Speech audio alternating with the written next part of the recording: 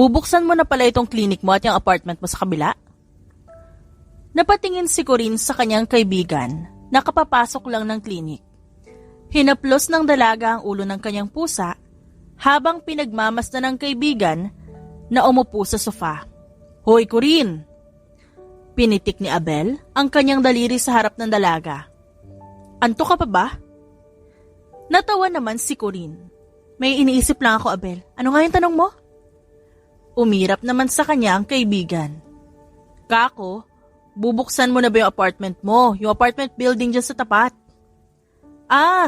Yeah. Oo. Magmula nang tumuntong siya sa tamang edad, natuto na si Corinne na mabuhay mag-isa. Wala na siyang mga magulang dahil namatay ang mga ito sa aksidente.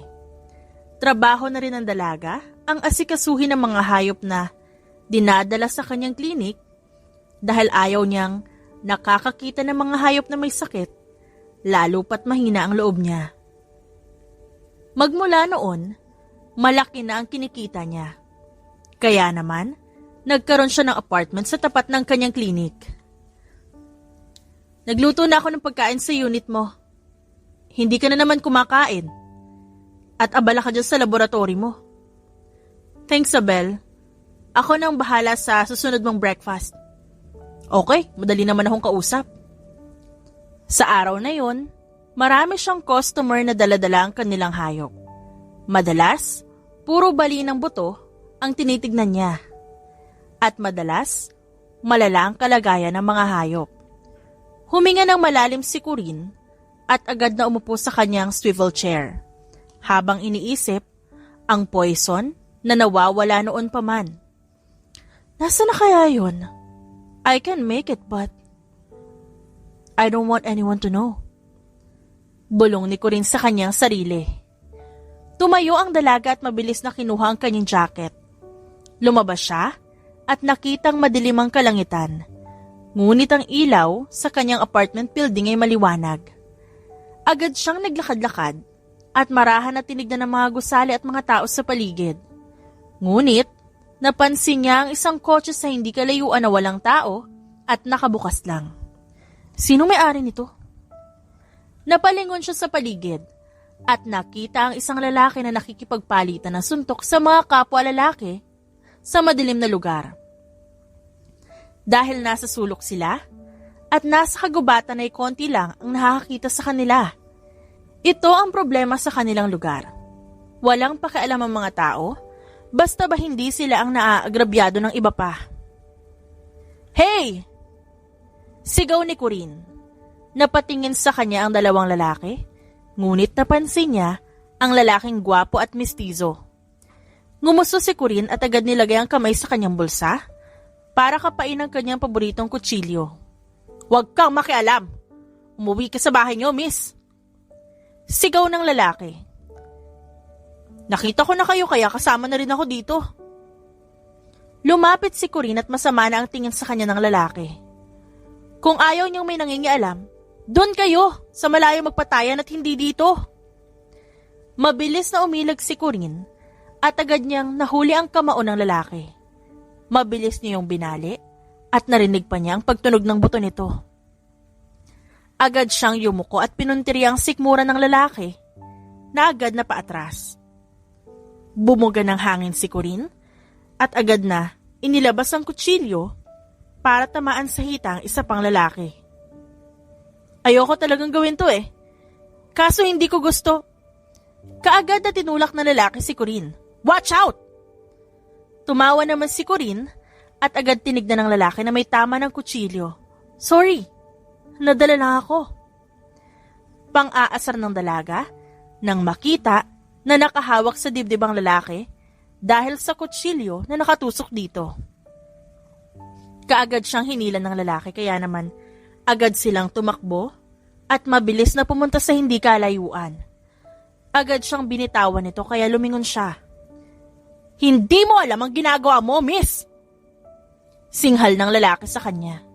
Corinne ang pangalan ko. Maya-maya kumalma siya. Ngumiti siya dito. Ikaw? Bumuntong hininga ang lalaki. Stefano. Anong ginagawa niyo doon? At talagang ang tahimik ng laban niyo, ah. Natawa si Corinne at tinignan ng binata. Natigilan lang si Stefano at tinitigan ng mabuti ang dalaga. Tsaka nito kinuha ang wallet at mabilis na napatingin sa litrato. Nanlaki ang mga mata niya nang makitang pamilyar nga ito at kapareho ng dalagang nasa picture ang dalaga na nasa harapan niya ngayon. Dapat di ka na nangialam pa. Baka mapahama ka at di mo rin sila kilala. Ngumisi si Corinne. Hindi mo na nasabihin na nagpapasalamat ka sa akin dahil niligtas ko ang buhay mo. Nagtagis ang panga ni Stefano at inayos ang kanyang sombrero. Delikado silang tao. At kung nangialam ka, baka ikaw ang susunod na puntahan nila. Hulaan ko. May hinahanap sila dito, hindi ba? Hinahanap nila yung gumagawa ng poison para sa mga drug lord ng bansa, hindi ba? How did you know? Tanong ni Stefano sa kanya. Nagkibit balikat si Corinne. Nasa balita lang. Nga pala, kung may alaga kang hayop, may klinik ako sa tapat. Binigay niya ang card sa binata. Tsaka nga pala, pwedeng pakuha ako ng kutsilyo ko? Paborito ko yun eh. Hindi ito nakapagsalita dahil labis itong namangha kay Corinne. Nang tignan niya ito, naglalakad na ito palayo, kaya agad niyang hinawakan ng card. Tinignan niya si Corinne na abala sa paglalakad. Huminga ng malalim si Stefano at agad na may tinawagan sa kanyang cellphone. Hello? Saad ni Stefano. Did you find her? Tanong ng lalaki sa kabilang linya. Did you find the poison maker? Yes, Father. Alam mo na ang gagawin mo sa kanya. Hindi nila pwedeng makuha ang poison maker dahil kapag nagkataon pare-pareho tayong mawawala at pare-pareho tayong hindi matatahimik. Tumango si Stefano kahit hindi ito nakikita ng kanyang kausap at agad na binaba ang tawag. Sa pagkakataon na yon, ay nakita niya ang apartment building. Napailing siya at agad na bumalik sa kanyang kotse para kunin ang kutsilyo ng dalaga. She's brave and smart. Bahagyang natawa si Stefano at agad na nilinisan ang kutsilyo. Gwapo ng bagong lipat sa apartment mo ah. Nangunot naman ang noon ni Corinne at napatingin sa kanyang kaibigan. Wala na naman silang masyadong customer, kaya naman pahinga ang atake ng dalaga sa kanyang malaking klinik na puno ng masamang alaala. Sino? Nagtatakang tanong ni Corinne. Stefano Madrid, ang sabi niya. Nakangising saad ni Abel. Ang hot kaya niya. Grabe ah. Mestizo. Tsaka ang lakas ng dating. Ayun nga lang, tipid kong magsalita at mukha siyang maraming sikreto ganun. Stefano. Saad ni Corinne at napaisip at bahagyang nanlaki ang kanyang mga mata. Anong room niya? Ay, interesado ang atake mo. Umirap si Corinne. May kailangan akong kunin sa kanya, baliw. Teka nga. Aniya at nilapag ang kanyang alagang pusa. Nagmamadaling naglakad si Corinne sa tapat ng kanyang klinik. Pumasok siya sa loob at agad na gumamit ng elevator. Hindi nga niya alam bakit naisip niyang sa tapat pa talaga ng klinik niya ang apartment o baka naman dahil siya ang may-ari ng lupa na kinatatayuan nito. Nang makarating sa tamang floor, agad niyang pinuntahan ang room number ni Stefano. Yes, oh? What do you need? Nagulat si Stefano nang buksan niya ang pinto. Ngumiti agad si Corinne. Hi, sabi ng friend ko, dito ka nagstay? May I know kung gusto mo ba ang unit na binigay sa'yo? Ikaw ang owner? Tanong ni Stefano. Yes! Sagot ni Corinne at napatingin sa loob at nakitang magulo pa. Tinignan niya ang binata na nakatingin sa kanya. Nga pala, do you have my knife? Yung kutsilyo ko. Binuksan ni Stefano ang pinto, kaya naman marahan siyang pumasok sa loob. Nakita niya kaagad ang malaking litrato ng binata na nakasuot ng pang-militar. Ngumuso pa si Corinne nang makita ang iba pang gamit at ang mabango na pagkain na nasa kusina at niluluto pa. Here, nilinisan ko para sa'yo. Sabi ni Stefano at binigay ang isang pulang tela na nilagyan niya ng kutsilyo. Oh, ang ganda naman ito. Nga pala, maayos ba yung unit mo? Tumango si Stefano. Yes, ito raw ang pinakamalaking unit dito. Kaya ito ang kinuha ko. Anyway, I cooked food para sana dalhin sa'yo bilang pasasalamat nung isang gabi na nagkita tayo. Really? Natatawang saad ni Corinne. Thanks, sundalo ka pala? Yes, but retired na. Simpleng sagot ni Stefano at hinanda ang pagkain. I have things to do kaya naman.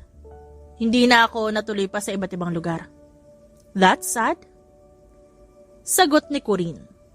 Hindi man lang siya nakaramdam ng pagkailang, kundi gusto niya lang makausap ang binata. Mukhang mabait at gentleman, kaya naman pinakikisamahan ni Corinne. Nang matapos silang kumain, agad na nagpaalam ang dalaga. See you around. Tumango naman si Stefano. Okay. Lumabas agad ang dalaga at mabilis na pumunta sa kanyang klinik. Tinignan niya ang labas at agad niyang idiniklara na sarado ang klinik. Sinarado niya lahat ng pinto, bintana at iba pa bago niya tinahak ang daan papunta sa kanyang laboratory na nasa likod ng isang pader. Welcome, Dr. Corinne. Sabi ng monitor na nag-aasikaso sa kanyang laboratory. Thanks, Saturn. Ngumisi si Corinne at agad sinuot ang lab coat, maging ang gloves at hairnet. Pinuntahan ni Corinne ang isang glass drawer na naglalaman ng iba't ibang pills na siya mismo ang gumawa. Naroon ang sleeping pills na delikado sa mga tao dahil kaya nito na hindi kagisingin sa loob ng ilang araw. Nandoon din ang ginawa niya noong doktor pa siya ng isang delikadong organisasyon. Natigilan lang siya nang makita ang isang importanteng poison na nagawa niya sa loob ng maraming taon. Cyanide. Nakangising saad ni Corinne. Hinahanap ka pa rin pala nila, no? Tinignan niyo ni Corinne at ang isang antidote na para lang sa unang taong makakaranas ng sintomas ng ginagawa niya. Ito kasi ang gusto ng mga sindikato at mga drug lord sa bansa na gagamitin para manipulahin ng mayayamang tao. Kaya naman ang malaman nila na magaling si Corinne, ito ang gumawa ng paraan. Pinagmasdan ng dalaga ang ginawa niya at bumuntong hininga. They're still haunting me. Bulong niya sa sarili. Tinignan ni Stefano ang litrato ng dalaga at napailing. Malapit na siya kay Corinne na isa sa importanteng tao na gumagawa ng iba't ibang drugs at lason. Ang dalaga ang alas ng mga sindikato.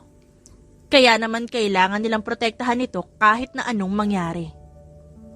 Malapit na ako sa kanya, Father. Nasa tapat lang ako ng klinik niya. Kasama ang pusa niya? Yes, Father. Kasama niya si Laika. Alam niya kaya na binabantayan ko siya? Natawa ang matanda. Matalino si Corinne. Kaya nga lang, nagamit lang ng taong sarili lang ang iniisip. Natuto ang batang yan sa paggawa ng mga lason at droga.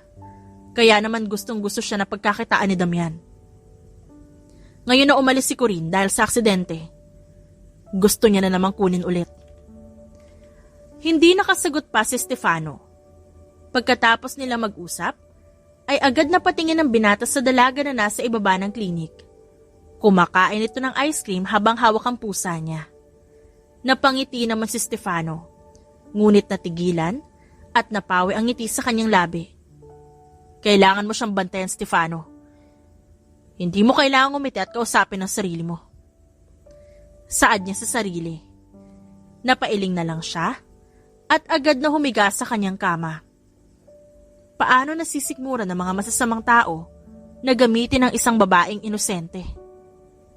Huminga siya ng malalim at napapikit na lang. Ngunit hindi siya makatulog kaya naman kinuha niya ang cellphone. Father, nakalimutan ko sabihin. Saad ng matanda. Siguraduhin mong hindi nila mahahawakan ng pusa ni Corinne. Ito ang pinakaimportanteng bagay sa dalaga. At kapag namatay ang pusang yun, natatakot si Corinne. Ha? Natatakot si Corinne? At isa rin sa mga dahilan kung bakit siya nagiging isang kakaibang tao.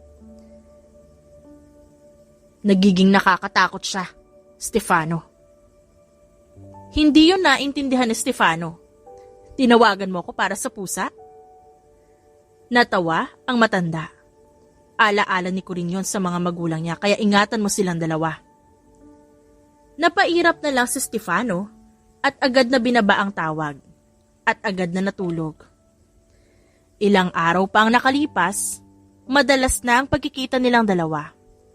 Inaasahan na ni Corinne na hindi magiging madali para sa kanyang magpanggap. Magpanggap na wala siyang masamang nakaraan, na wala siyang ginawang ikapapahamak ng lahat. Thanks for coming, sir. Ngumiti si Corinne at kumaway sa pusa na nakabandage ang isang paa. Bumuntong hininga siya at agad umupo para pirmahan ng mga papel. Binasa niya ang ilang mga bayarin sa kanyang building maging ang tubig at kuryente ng mga tao. Napanguso siya at nakaramdam ng gutom. Kaya naman tumayo siya at nagpalit ng kanyang damit. Abel, ikaw muna dito kakain lang ako. Sabi ni Corinne habang tinatalian ng kanyang straight na buhok. Sure.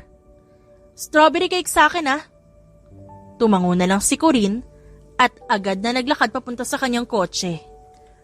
Sumakay siya doon at mabilis na nagmaneho. Dumaan siya sa bake shop na malayo sa kanilang klinik at agad na pinarada ang kanyang kotse. Pumasok siya doon at mabilis na pumunta sa counter.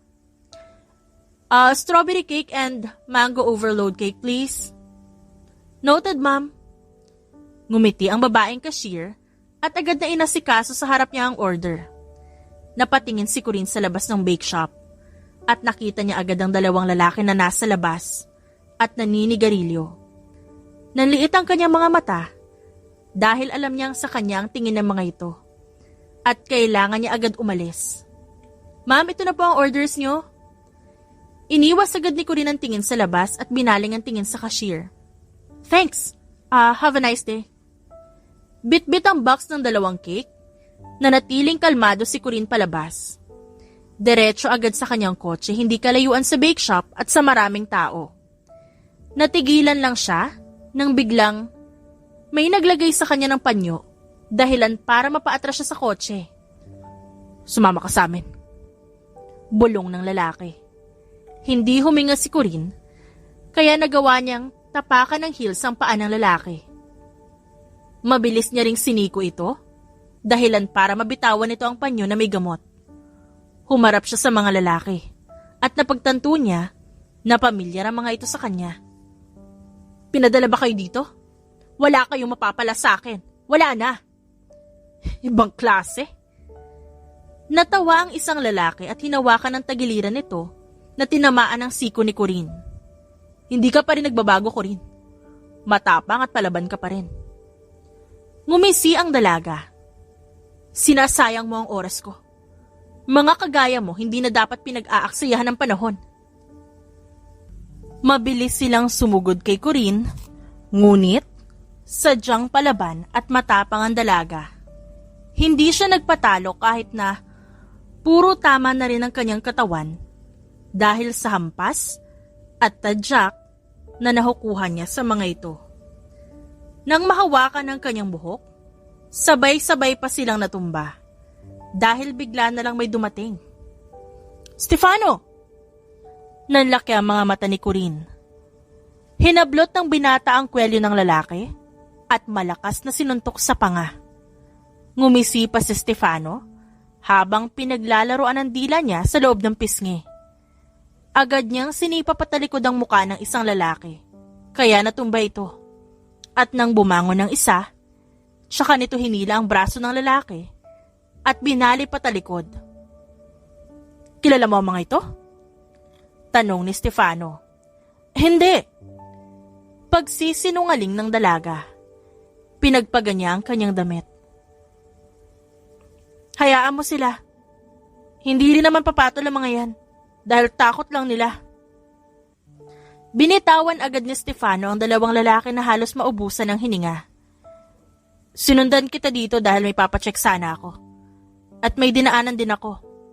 Oh, talaga? Salamat nga pala't dumating ka. Lugi ako sa mga katawan nito eh. Napailing si Stefano at tinignan ang mga cake na nahulog. Sayang. Napanguso na lang si Corinne at agad na inayos ang mga cake.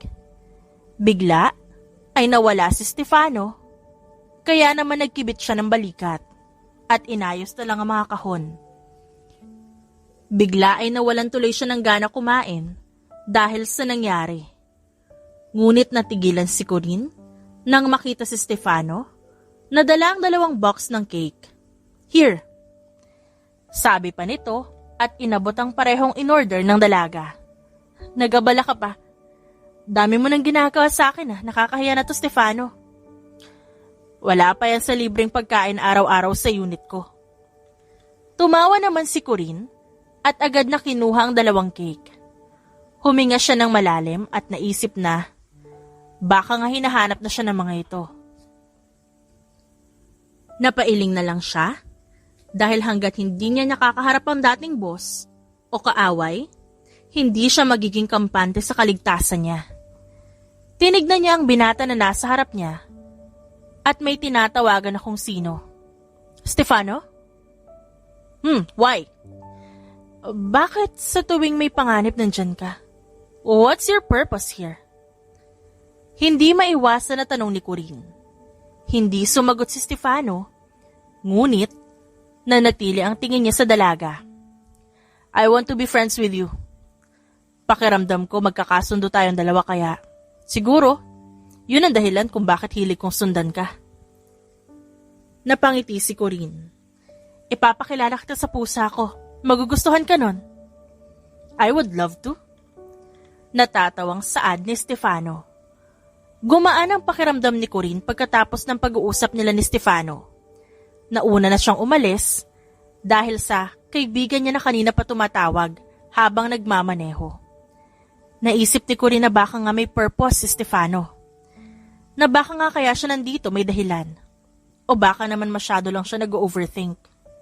Bakit ang tagal mo? Ang daming customer dito kanina. Ang strawberry cake ko. Ito, buong buo at masarap. Mabait naman pala si Stefano, no? Napapailing na saad ni Corinne. Why? Huwag mo sabihin na nahuhulog ka na. Baliw ka, Abel. Napaisip lang kasi ako nung nagkita kami. Naging sunod-sunod na parang sinasadya. Sa tingin mo, may kailangan kaya siya sa akin? Sumeryoso ang mukha ni Abel at tinignan ng kaibigan. Yun ang hindi natin alam, Corinne. Ang mahalaga mag-ingat ka, okay? Hindi natin alam kung saan sila pupunta. Kung kailan nila planong kunin ka. Parang tinatakot pa siya ng kaibigan at itinaas baba pa nito ang mga kilay at saka kinuha ang strawberry cake na hawak niya. How are you, my dear Corinne? Natigilan ang dalagang nang marinig ang boses ng pamilyar na tao. Napatingin agad siya sa paligid ng klinik bago siya pumunta sa kanyang opisina at nilock ang pinto. Huminga siya ng malalim bago ito sagutin. Paano mo nakuha ang number ko?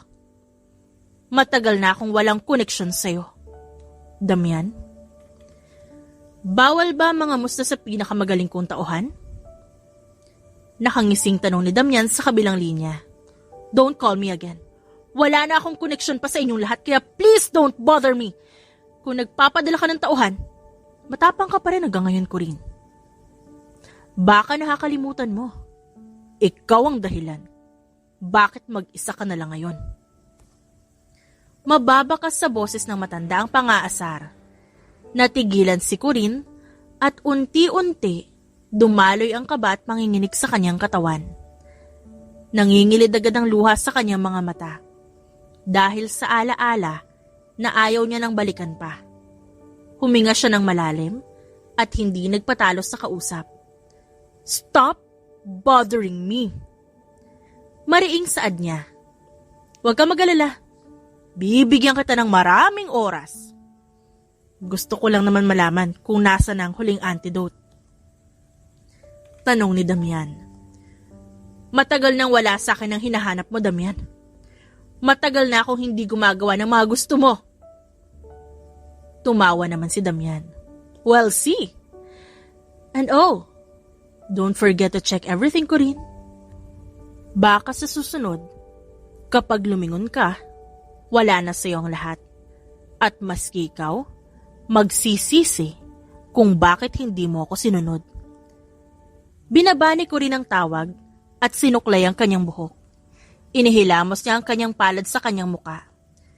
Tinignan niya ang sarili sa salamin at nakita niya ang sariling pawis na pawis at kinakabahan.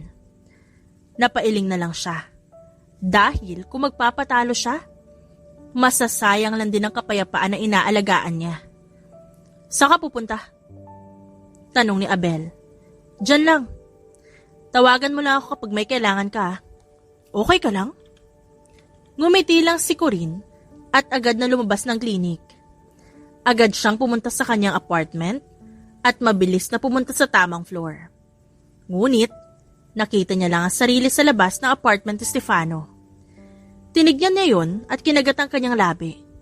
At mabilis, naaalis sana, nang marinig niya ang pagbukas ng pinto. Corinne, what are you doing here? May kailangan ka? Dahan-dahan na lumingon ang dalaga. May alak ka ba dyan? Napaawang ang bibig ni Stefano. Ngunit agad din niya itong tinikom at tumango.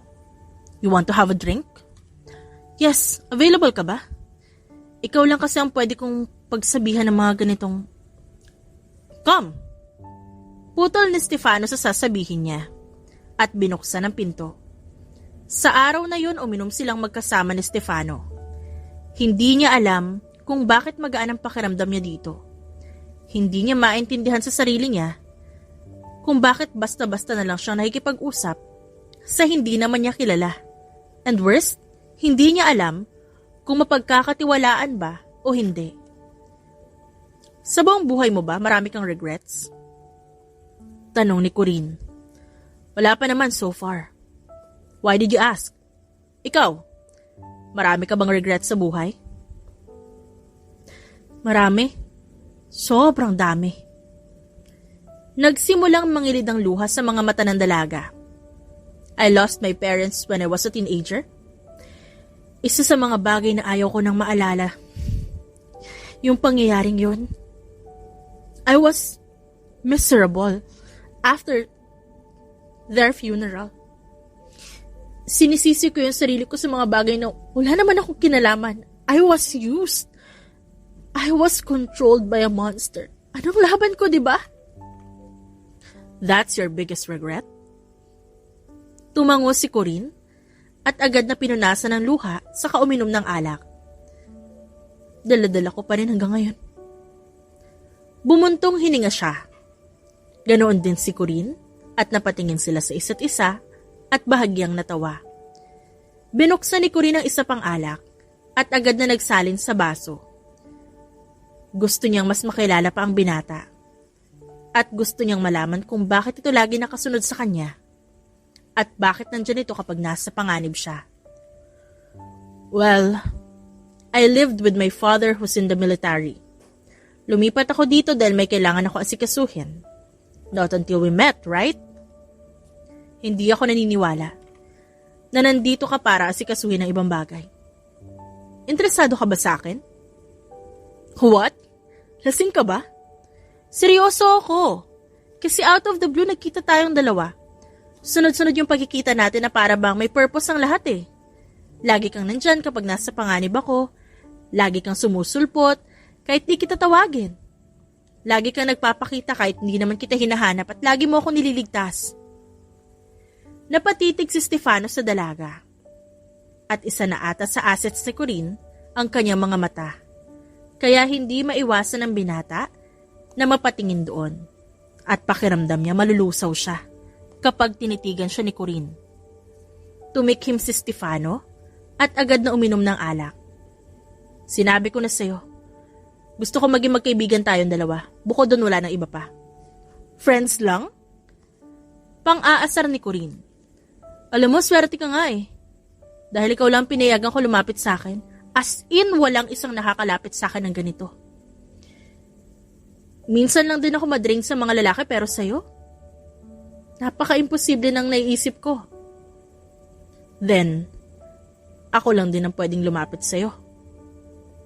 Not them, only me. Napangisi si Corinne at napatitig na lang sa binata. Malakas ang tibok ng kanyang puso, ngunit napailing na lang siya. Ayoko ng siloso Pang-aasar ni Corinne dahil sa tensyon sa pagitan nila. Ngumisi naman si Stefano. I don't share what's mine, so impossible. Natawa na lang si Corinne at agad na napailing sa binatang nakangisi. Magkadikit ang mga braso nilang dalawa habang nakasandal sa sofa. Tinignan nila ang buong apartment habang hawak ang mga alak. Sumandal ang dalaga sa balikat ni Stefano at natigilan naman si Stefano sa ginawa ni Corinne. Samantala, nakangisi ang dalaga at nakatitig sa mga paa nila. Ikaw lang ang lalapit sa akin ng ganito. Ani Corinne kay Stefano. Natigilan si Stefano ngunit hindi rin naman sumagot. Tulog na ako Bulong pa ng dalaga dahil hindi niya nakaya ang antok na nararamdaman. Huminga ng malalim si Corinne dahil hindi niya alam ang gagawin. Maaaring hinahanap na siya ni Damian ngunit hindi pa rin siya titigil na manahimik para walang gulo. Ayaw ng dalaga na makita pa niya ang matanda dahil ito ang dahilan kung bakit kailangan niyang maranasan ang lahat ng paghihirap. Tumawag? Tanong ni Abel. Pinagbantaan niya na naman ako. Akala niya ata natatakot ako sa kanya. Napailing naman si Abel. Hindi ko na alam ang sasabihin ko, Corinne. Napailing din si Corinne sa kanyang kaibigan. Hindi na talaga mababago yon. At inaamin ko naman na may kasalanan din ako. I agreed with him to use me. Umagree ako na kapag nagawa ko ang gusto niya patatahimikin niya ang buhay ko. Noon pa man, hiling na niya ang tahimik na buhay. Kung hindi lang sana may koneksyon ng kanyang ama sa sindikato na yon, edi sana wala siyang pagsisisi. Huminga ng malalim si Corinne at agad na napaisip. Kung hindi lang sana niya nagawa yon, baka sana hanggang ngayon buhay pa rin ang mga magulang niya. Nga pala, madalas na kayo nagsasama ni Stefano Nakangiting saad ni Abel. Magkaibigan kami, wag mo lagyan ng mali siya. Tumawa naman ang kanyang kaibigan. Pero misteryoso ang dating niya. Mukhang marami siyang tinatago. Wala naman akong pakialam. Ang mahalaga, may tao kong nakakausap sa mga pinagdadaanan ko. Ouch! So ako? Hindi mo ako friend? Arte mo? Magtrabaho na nga tayo? Ani Corinne at umirap sa kaibigan. Buong araw sila nag-check ng mga aso at pusa na madalas dinadala sa kanila. May mga pusa na sobrang payat, pilay ang mga paa, at mga pinapabawasan ng balahibo. Tuwang-tuwa si Corinne, ngunit naalala niya na kailangan nga pala niyang puntahan ang stocks nila ng gamot na galing pa sa isang pharmacy. Oh, aalis ka? Tanong ni Abel habang hinahaplos ang pusa. Oo, mabilis lang ako. Hopefully talaga tahimik ang biyahe ko. Dalhin mo na lang ang baril mo. Paalala ni Abel at inabot ang baril sa kanya. Kumaway ang dalaga at mabilis na sumakay ng kanyang kotse. Tahimik ang naging biyahe niya, ngunit napatingin siya sa side mirror nang makita na may nakasunod sa kanya. Napailing siya dahil makikipagsapalaran siya sa panganib at mga tao. Binilisan niya ang pagmamaneho ng kanyang kotse na hindi niya alam nasa likod lang din si Stefano at nakasunod. Stefano? I'm at your back. Red sedan. Sabi ni Stefano sa tawag. Napatingin naman doon ang dalaga. Ba't mo ako sinusundan? May sumusunod sa'yo. At hula ko may kailangan na bagay mula sa'yo. Bilisan mo ang pagmamaneho at dalhin mo sa walang tao. Napalunok ang dalaga at mabilis na tumango. Binilisan niya ang pagmamaneho ngunit napasinghap siya dahil mas dumami pa ang van na sumusunod sa kanya. May dalawa pang nakasakay sa motor, kaya walang nagawa si Corinne kundi dire-diretso ang pagmamaneho. Ngunit napapreno siya nang biglang humarang ang malaki at mahabang kotse. Damn it! Inis na napahampas si Corinne sa kanyang kotse. Pagod niyang sinuklay ang mahaba niyang buhok gamit ang kanyang daliri. Anong gagawin ko? Bumaba ka. Bumaba ka, Corinne. Hindi niya namalayan na hindi pala nakapatay ang cellphone niya. Hayaan mo hingin nila sa'yo ang kailangan nila. Boses ni Stefano. Nang sa ganon, mas makilala niya pa si Corinne. Kagaya ng sinabi ng binata, bumaba nga si Corinne. Kalmado ang bawat lakad niya papunta sa unahan ng kotse. Mabilis siyang nahawakan ng dalawang lalaki at pinaluhod, dahilan para makita niyang makintab na sapatos. Don Damian. Aniya. Nag-angat ng tingin si Corinne. Ikaw pala, Don Damian. Ngumiti ang matanda. The Poison Maker. Sumenya si Damian kaya napatayo si Corinne habang hawak ng mga lalaki ang kanyang braso. Alam kong hindi ka sasama kapag sinabi ko. Kaya naman ito ang paraan ko. Ano ba talagang kailangan mo sa akin? Marami. Kailangan kita at ang laboratory mo, Corinne. Gusto kong gumawa ka ng mga antidote, pills, at ang pinakamalaki mo na gawa, ang cyanide. Para ano? Para ibenta mo sa maraming tao? Bakit? Gusto mo silang mamatay? Para ano? Para maangkin mo ang lugar na to nang sa ganon sumunod ang lahat sa'yo? Tumawa si Damian. Advance kang mag-isip, Corinne. Napapahanga mo pa rin talaga ako sa talino mo pero mas bibilib ako kapag nakuha ko na ang ingredients sa paggawa ng isang poison.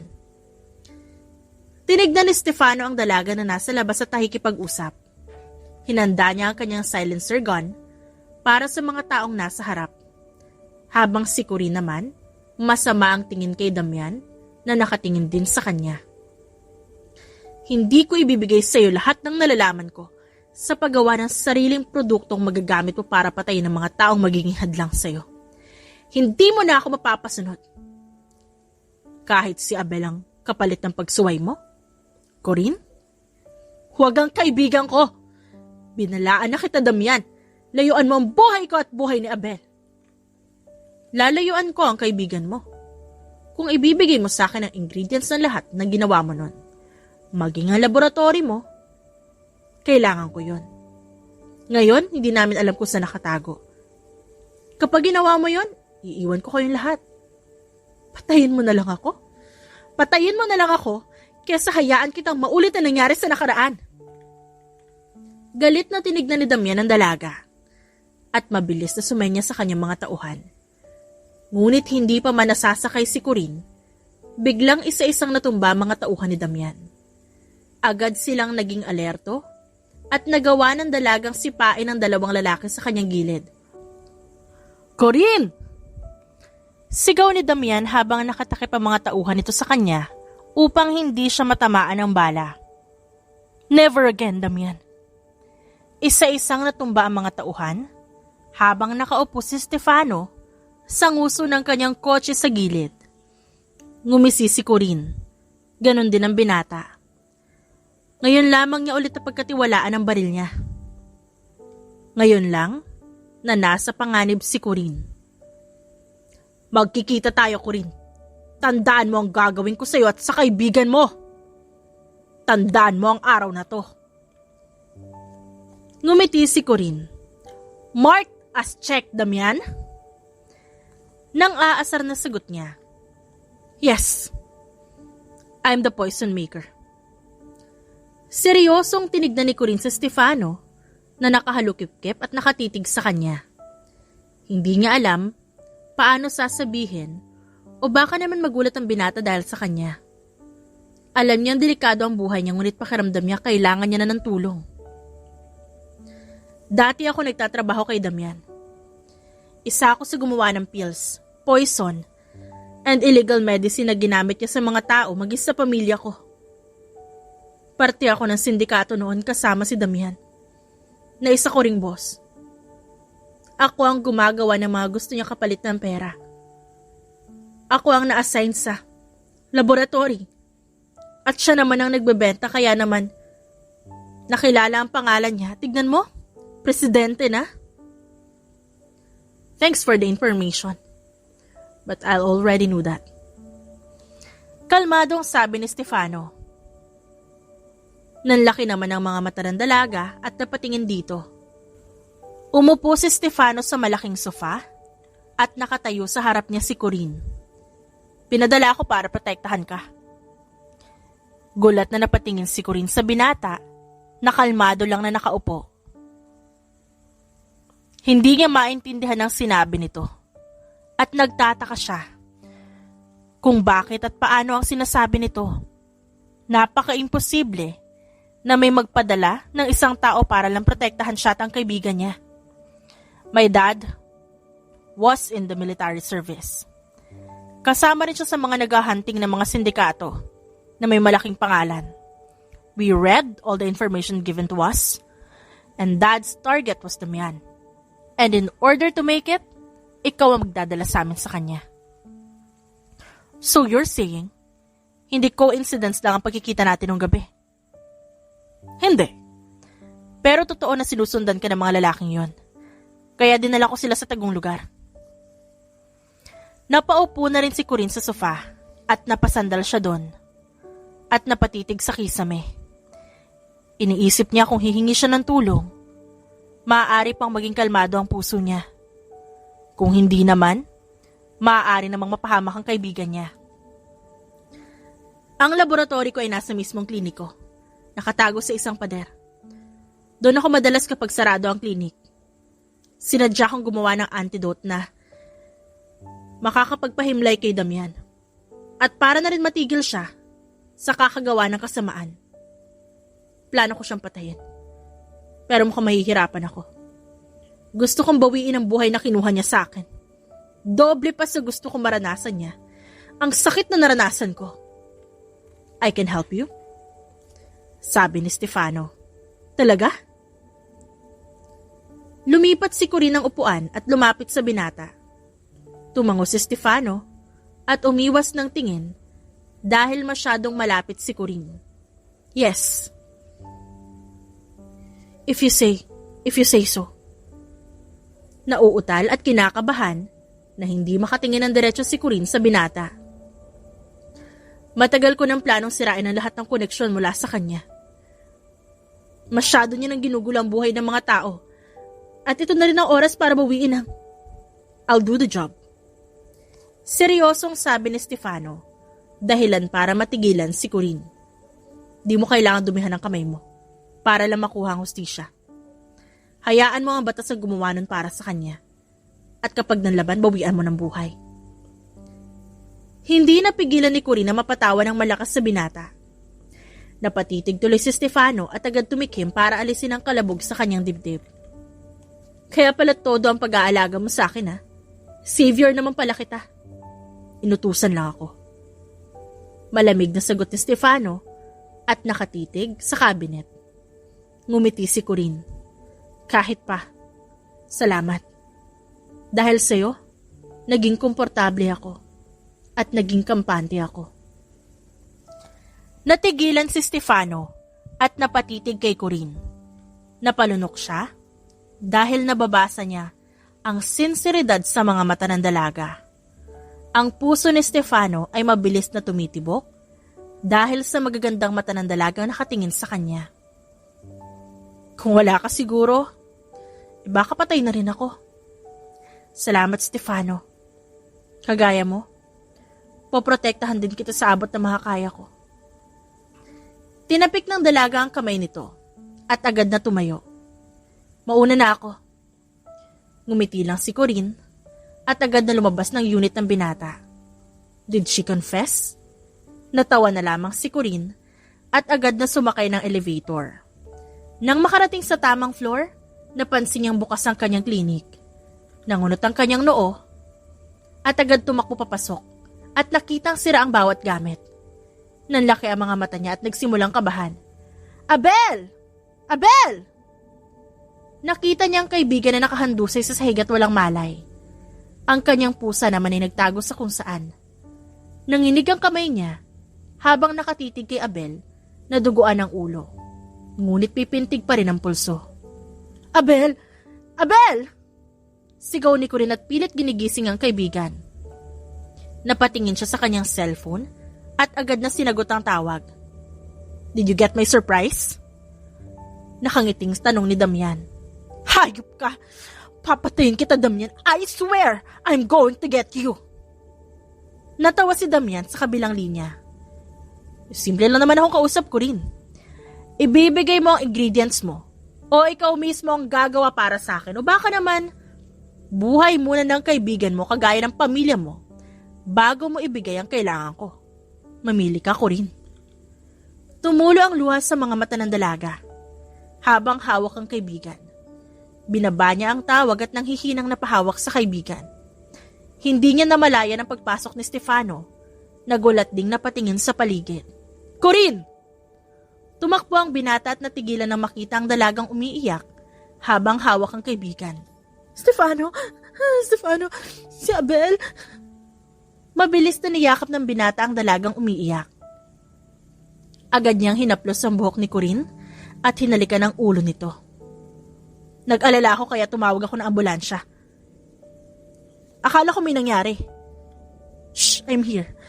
Ang kaibigan ko, Stefano. Kailangan niyang madala sa ospital.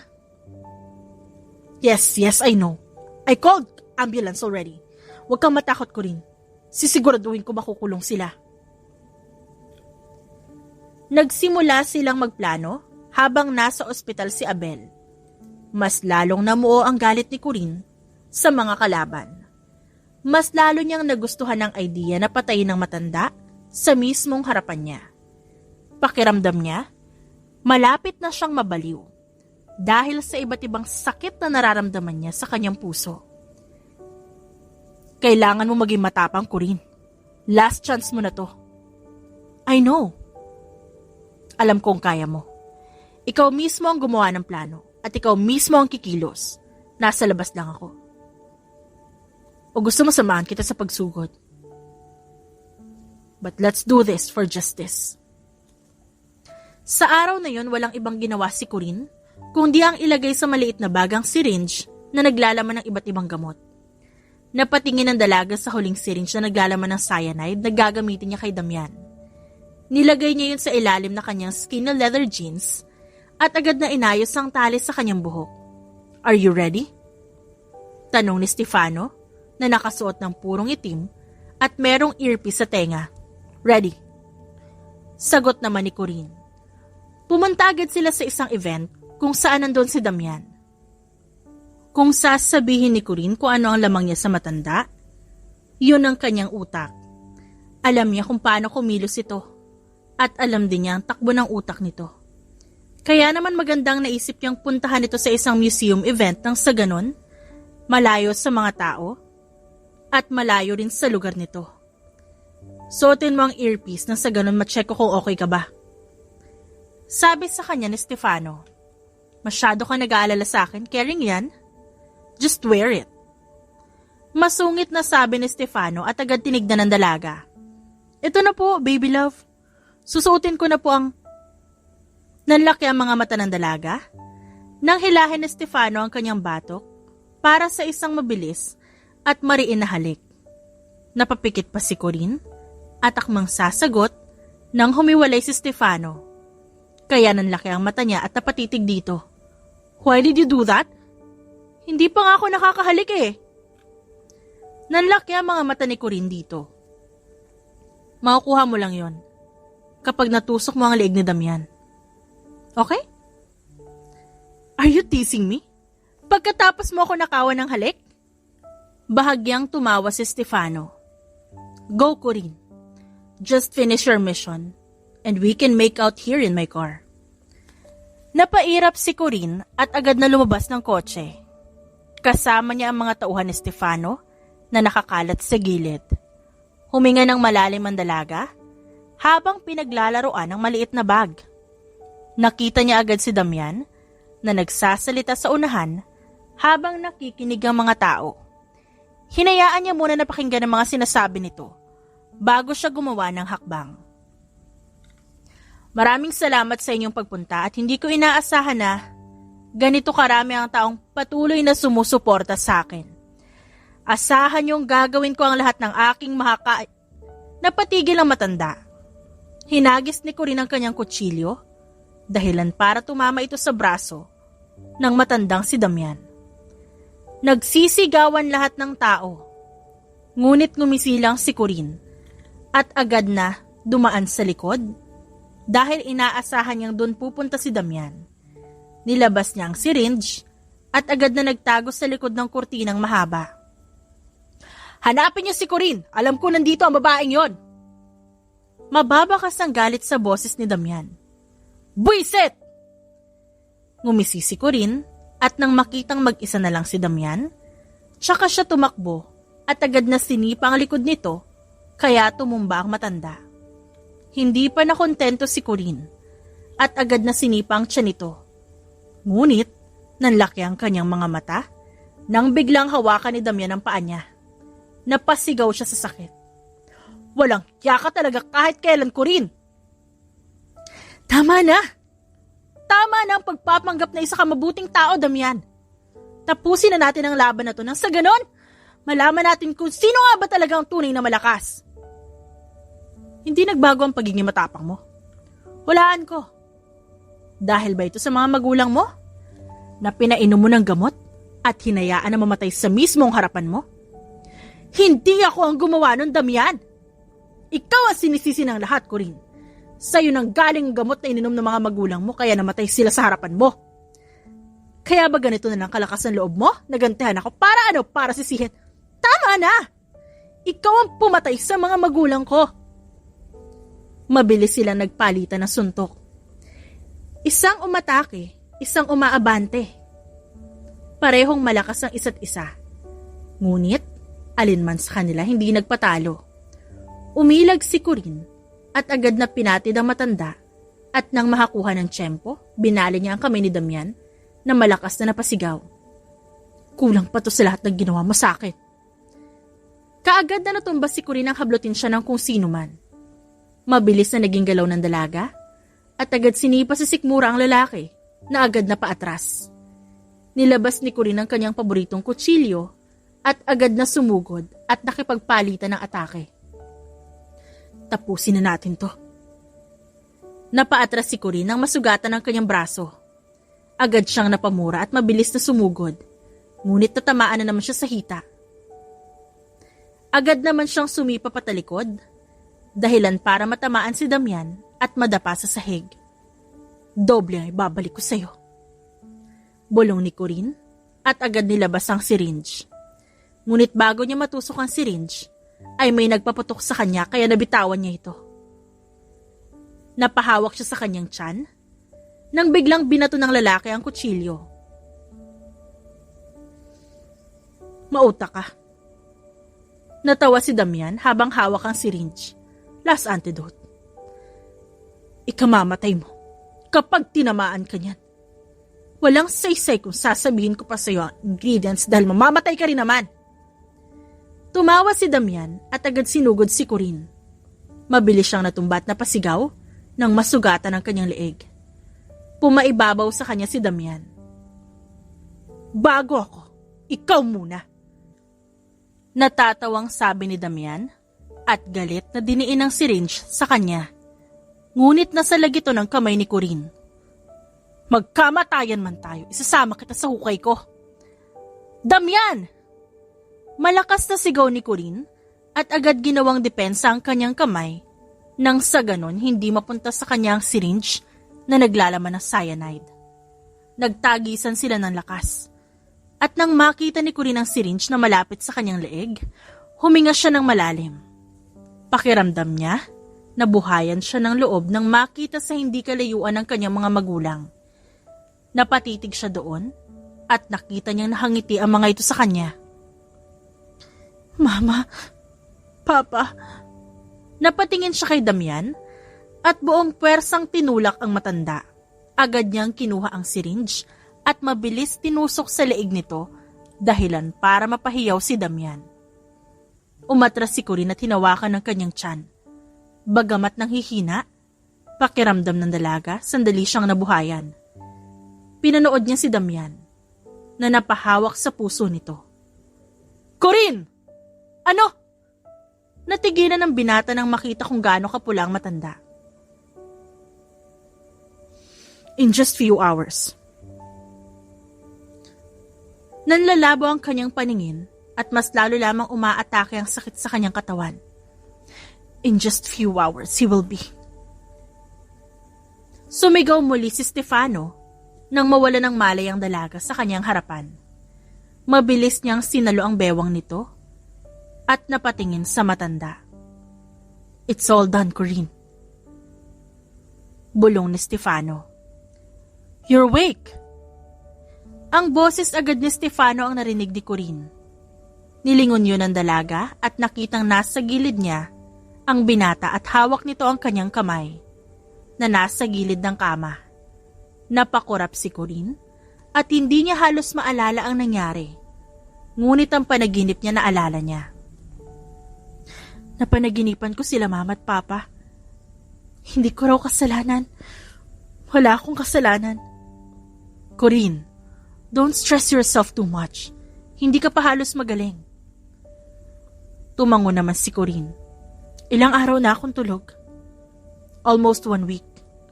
Pagkatapos mong operahan, dahil sa malalim na tama ng bala sa katawan mo, nilipat ka dito. At nandito ka para bantayan ako? Tumango si Stefano. Napangiti ang dalaga at dahan-dahan na umupo. He's dead. Hindi niya kinaya ang cyanide na tinurok mo sa kanya. Si Daddy na ang bahala sa kanya. At ang iba pang tauhan niya, hawak na rin namin. All thanks to you, Corinne. Tinulungan mo din naman ako. Kaya malaki ang pasasalamat ko sa'yo. Sa araw na yon, naging magaan ang pakiramdam ni Corinne. Naging maaliwalas ang kanyang pakiramdam dahil alam niyang tapos na ang laban. Wala nang panganib ang maghahabol sa kanya. Wala na ring mga tao ang magiging hadlang sa katahimikan niya. Abel, mabuti at bumisita ka. Kamusta ka? I'm fine. Pagkatapos ng ilang linggo ay maayos na rin ang lagay ko. Thanks to Stefano. Inalagaan ako ng mga staff niya sa ospital. Ngumisi si Corinne at agad nakapagkwentuhan sa kanyang kaibigan. Nang araw din na yon, pinayagan na rin siyang lumabas ng ospital. Kaya naman inalalayan siya ni Stefano. Nakaupo pa siya sa wheelchair habang nakasuot ng salamin at kumakain. Pinagtitinginan tuloy siya ng mga tao at nang makarating sa labas, binuhat pa siya ng binata papasok sa kotse. Ang taray love language na ba yan? O baka naman may hindi ako alam sa inyong dalawa? Bahagyang tumawa si Corinne. Shh, Abel, you're too noisy. Sabagay, gwapo at sundalo pa. Bagay kayong dalawa, mga brutal sa labanan. Pumunta sila sa apartment ni Corinne at kalauna naiwan silang dalawa ng binata. Huminga ng malalim si Corinne at tumabi kay Stefano na abala sa paglilinis ng gamit. Hinawakan niya ang kamay ng binata. Swerte ko naman sa'yo. Inaalagaan mo ko. At para bang prinsesa ako ng buhay mo. Kailangan kitang alagaan. Ni hindi mo nga maalagaan ang sarili mo dahil sa trabaho mo. Tsaka masanay ka na lagi ako nandito sa unit mo. Sabi ko na nga ba crush mo talaga ako. Bakit? Girlfriend mo na ba ako, ha? Gusto mo ba? Napakurap si Corinne at napatingin sa binata na nakabaling din ang tingin sa kanya. Syempre, gusto ko. Ikaw na yan Okay, sure. Ganon kabilis? Ni walang tanong-tanong kung anong... Stefano kissed Corinne's lips. Natigilan ng dalaga at mabilis na napapikit. Hinila niya ang batok ni Stefano. Marahan at maingat ang hawak ng binata sa kanya. Naghiwalay sila at napatitig sa isa't isa. Gusto mo? Isa pa? Tumawa naman si Stefano. You don't have to ask permission. We can make out every time. Muling hinalikan ni Corinne ang lalaki. Ngumisi si Stefano at mas lalong pinalalim ang halikan nilang dalawa. Tumigil lang silang dalawa nang may maalala si Stefano. Inayos ni Corinne ang strap ng kanyang sando at ng shorts niya, tsaka tinignan ng binata. Why did you stop? I book a flight tomorrow. I just wanted to have a vacation with you, to meet my family. Bukas agad? Nanlalaki ang mga matang tanong ng dalaga. Gusto ka na makilala ng mga magulang ko. Kaya naman dadaling kita sa Las Vegas bukas na bukas. Okay? Wala na nga nagawa si Corinne kundi pumayag. Napatingin ang dalaga sa binata na inaayos ang gamit niya. Hindi niya akalain na sa dinami-dami ng lalaki kay Stefano siya mahuhulog. Ngunit masaya siya sa desisyon niya. Sana nga lang pareho sila ng nararamdaman. Stefano? Ngumiti si Corinne. I want to spend more time with you. I want us together. Napangiti naman ang binata. I want us to work together until we get married. Pakiramdam ni Stefano sa mga oras na yun nakalutang siya. Napakagaan ng kanyang pakiramdam habang nakatingin sa dalaga. Walang bago. Ganito ang naramdaman niya nung una silang magkita ni Corinne. Kakaiba, ngunit masarap sa pakiramdam ang pag-ibig na nahanap niya sa dalaga. Mabilis man, ngunit alam niyang may kasiguraduhan. Tayong dalawa lang dito sa barko? Natawa si Corinne habang nakatitig sa paligid ng barko na sinasakyan nilang dalawa. Hindi makapaniwala ang dalaga na umabot sila ng binata sa puntong mas pinili nilang magtago. Mas pinili nilang mabuhay ng silang dalawa lang. At sila lang ang pwedeng mangialam. Yes, I own this ship. Ganun kakayaman? Yes, my father gave this to me and I renovated it. Sa mga nagdaang buwan, naging tahimik ang buhay ni Corinne. Naging mas makabuluhan ang lahat sa kanya dahil kay Stefano. Naging mas makulay, magaan, at may kasiguraduhan ang kanyang relasyon sa binata. Thank you, Stefano. For what, babe? For all the good times. And also the bad times. You're still here. I mean, kundi dahil sa poison, hindi ako makakatagpo ng taong kaya kong protektahan. Napangiti si Stefano at hinalikan ng noo ng dalaga na napapikit at napangiti. He was single for many years and he never wanted to date again. But for Corinne, she's an exemption. You're worth the risk, Corinne. Sa araw na yon, nagkasiyahan silang dalawa dahil dumating ang mga magulang ni Stefano at sa wakas nagkakilala na rin sila. Naging mas masaya ang lahat dahil sabay-sabay silang kumain kasama ang pusa ni Corinne.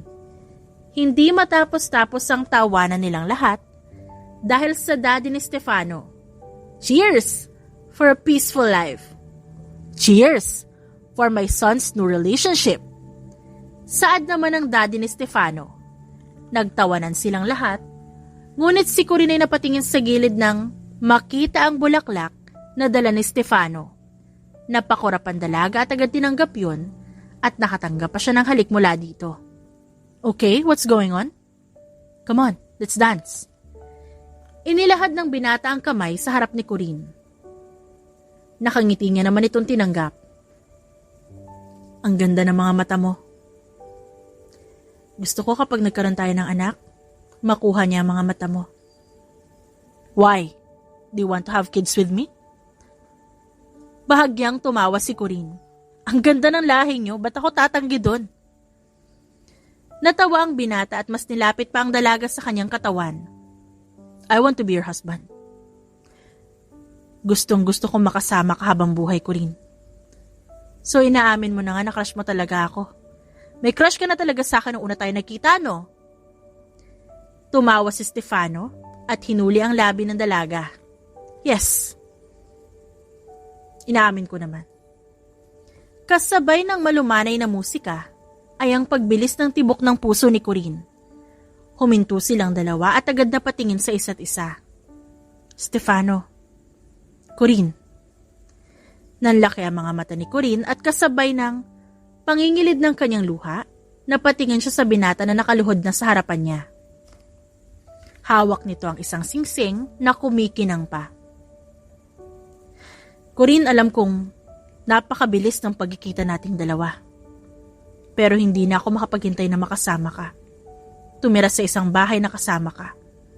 Makasama kang gigising sa umaga. Corinne, I know I'm happy when I'm with you. Please make me the happiest man in the world. Will you marry me? Yes, Stefano. Of course. I will marry you. Tumayo si Stefano at nilagay ang singsing sa kanyang daliri. Pagkatapos nun niyakap niya ang dalaga at binuhat. Binuhat niya sa unang beses ang babaeng matatawag na niyang fiancé. I love you. And I love you more, Corinne. Niyakap ni Corinne ang mga magulang ni Stefano na naging magulang niya na rin. Niyakap niya rin ang kanyang pusa na nakatingin sa kanya. Welcome to our family, Iha. Masaya ako makitang okay ka na. At masaya akong malaman na ginagawa mo ang best mo para maging okay ka. Salamat po, Tito. You can call me Daddy from now on. Pamilya ka na rin namin. Tinignan ni Corinne ang kanyang magiging asawa na nakatitig sa kanya. Naglakad siya papunta kay Stefano at agad na niyakap ang binata na natawa at hinalikan ng noo niya. Thank you for this, Stefano. Hindi na ako makapaghintay sa kasal nating dalawa. Of course. Me too. And I want you to wear a black lingerie on our honeymoon. Yes, sir. I will do that, sir. Nang aakit ang boses ni Corinne at pasimpleng hinawakan ang nasa gitna ng hita nito. Napakagat ng labi si Stefano at mabilis na hinuli ang labi ng kanyang fiancé at hinalikan ito. Taon ang nakalipas matapos ikasal si Corinne at Stefano. Sa mga taon na yon nabigyan sila ng 2 anak. Ni hindi na namalaya ni Corinne ang taon, kaya naman habang lumalaki ang kanyang mga anak, yun naman ang pagiging mailap ng mga ito sa kanya. Ngunit alam ni Corinne na may sikreto ang panganay niyang anak. Tawagin mo ang kuya mo, Steven. Sabi ni Corinne. Hirap mang kumilos dahil sa pagbubuntis. Nagagawa pa rin niyang alagaan ang kanyang 2 anak. Wala po si Kuya Stephen sa taas, Mommy. Nasaan na naman siya? Sa mga nakalipas na taon, puro pag-aalala ang tanging nararamdaman ni Corinne. Ni hindi niya alam kung saan ba siya nagkamali. O naging kulang ba ang pagpapalaki niya sa mga anak. Mahal niya ang mga ito. Dahil ilang taon niyang pinag-aralan kung paano ba maging mabuting asawa at magulang sa kanyang mga anak. I'm here, Mom. Where have you been? Napansin niya ang natuyong dugo sa sleeve ng jacket ng anak. Nag-car racing lang po kami ng mga kaibigan ko. We went... Are you still running for justice, Stephen? Mom, ano po sinasabi niyo? Tinitigan ni Corinne ang anak at mabilis na nangilid ang luha sa kanyang mga mata. Nothing. That's it. Kamusta ang araw mo, Stephen? I'm fine, Mom. I just roam around enjoying. Pagkatapos niyo dyan, asikasuhin mo ang kapatid mo. I have to run some errands on my laptop. Yes, Mom. Sa mga nakalipas na taon, sinisisi ni Corinne ang kanyang sarili. Alam niya kung gaano nasaktan ang kanyang anak sa pagkawala ng nobya nito. Alam niya kung gaano nilalabanan ni Stephen ang sakit ng pagkawala nito dahil sa isang aksidente na wala silang alam. Tahimik na umakyat si Corinne at agad na pumasok sa kanyang kwarto. Akala niya magiging masaya ang lahat para sa kanyang pamilya. Ngunit kabaliktaran nun ang nangyari sa kanila. She needs to understand her son. She needs to be a mother. Pero paano kung pagod na siya? Babe. Ilang oras mahigit nang marinig ni Corinne ang boses ng asawa. Stefano, kanina ka pa ba dyan? Kumain ka na ba? Gusto mo ipaghain kita? Are you okay? Sabi ni Steven, nandito ka raw. Hindi mo inubos ang pagkain mo. Kumain kasi ako kanina, busog pa kami ni baby. Tumango si Stefano dahil alam niya rin ang nararamdaman ng asawa para sa anak. Ramdam niya ang lungkot sa mga mata ng asawa niya, lalo pat anak nila ang apektado sa isang masalimuot na nakaraan. I already talked to Stephen. He's okay and roaming around. You don't have to worry about him. Pinapanood ko ang bawat galaw na anak natin, okay? I'm just worried. Pero wala naman ako magagawa kung nasasaktan siya. Pero sana, huwag niya naman iparamdam sa akin na hindi niya ako kailangan. Na hindi niya kailangan na isang pamilya. Gusto ko ng masayang pamilya. Stefano, I didn't wish for this. I'm sorry. I have a job, and this is dangerous. Kailangan kong gawin to, babe, para maging ligtas ang pamilya natin. Tumango si Corinne. Hindi naman siya malungkot dahil nandiyan naman ang asawa niya. Ramdam niya ang pagmamahal nito sa kanya. At ramdam niyang ginagawa nito ang makakaya nito. Napakaswerte pa nga niya na nagiging malayo sila sa kapahamakan. Dahil alam ni Corinne na hindi naman sila patitigilan ng mga kalaban. Stephen? Tawag ni Corinne na makita ang anak sa pinto ng kanilang kwarto. Stephen, anong ginagawa niyo dito? Lumapit si Stephen sa kanya at agad na niyakap at tagilid ang kanyang ina. I love you, Mommy. I love you, Mommy. I always do. Anak, alam mo naman na nandito ako palagi, di ba? Pagsubok lang to. At alam natin kaya natin. Please, I want my Stephen back. I will, Mommy. I'm really sorry. Huwag ka po ma-stress sa akin. Ayoko po nasa-stress ka. Huminga ng malalim si Corinne at agad ngumiti. Hanggat maaari, sama-sama nating i-check ang bawat isa. Walang may iwan, okay? I'll be better. You don't have to be better, Mom, because you're the best. Mahal na mahal kita. Mahal ko kayong lahat, si Daddy, si Steven. So please don't question yourself, Mom. Bumuntong hininga si Corinne at hindi na napigilan na maging emosyonal. Agad na umalalay si Stefano sa kanyang asawa at niyakap ito. We will stick together. Seryosong sabi ni Stefano. As a whole, we will stick together. Yes, Dad. Sabay na sabi ni Steven at Stephen. Ngumiti si Stefano at tinapik ang balikat ng magkapatid. Because we're family. And family always sticks together in good times and in bad times. Napangiti sila sa isa't isa at sabay na niyakap si Corinne. Napapikit si Corinne at nakahinga ng maluwag. Ito ang pamilya na gustong-gusto niyang balikan. Ang pamilya na hindi ganon kaperpekto, ngunit sama-sama sila sa kahit anong problema at walang makapapantay sa pagmamahala nila sa isa't isa. The end.